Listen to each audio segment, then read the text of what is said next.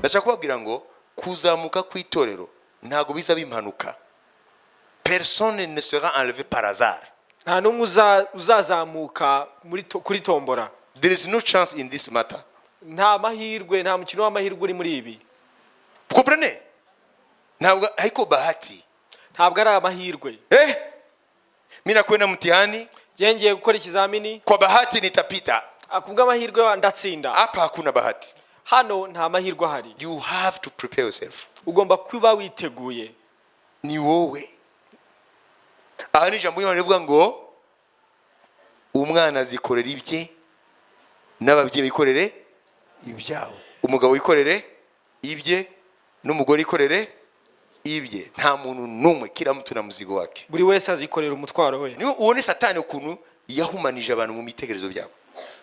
Urareba imvugo y'abantu ukamenya ibyo barimo. Iyo umuntu umwijeje ikintu agategereza ikibe, bafite imvugo avuga ngo yewe nugutegereza nko gutegereza Yesu. Niba ndamaze kubyumva ibyo. Ibyo bisobanura iki? Byabaye urwenya.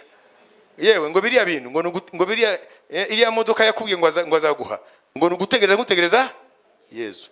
Bivuga ngo Satani yashize mu bantu kubyugaruka kwa Yesu ari ibintu by'imigani, ni ibintu by'urwenya gusa.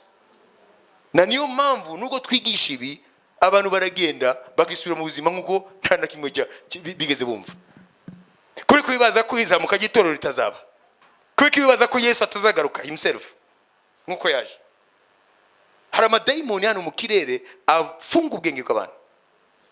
Ukava hano ugasubira muri gahunda zawe, ukibera uko ushaka, nta kintu na kimwe gikukanga, nta ngamba ufata, ibyawe rurimo ukabikomeza, amanyanga rurimo ukayakomeza, Imana ikabona muri wowe nta ngamba ufata.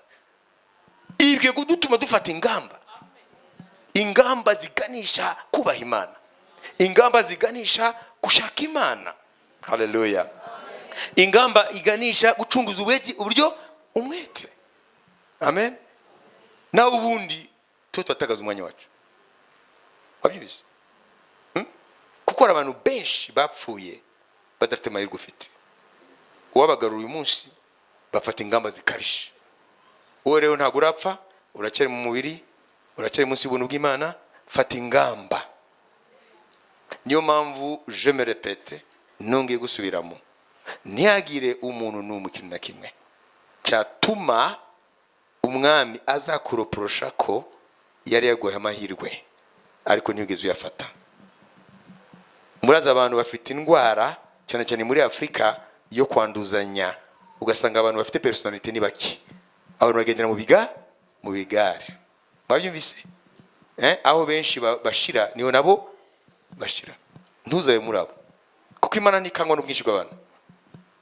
Mu gihe cya Nowa hari benshi ariko abantu 8 nibo Imana yarokoye.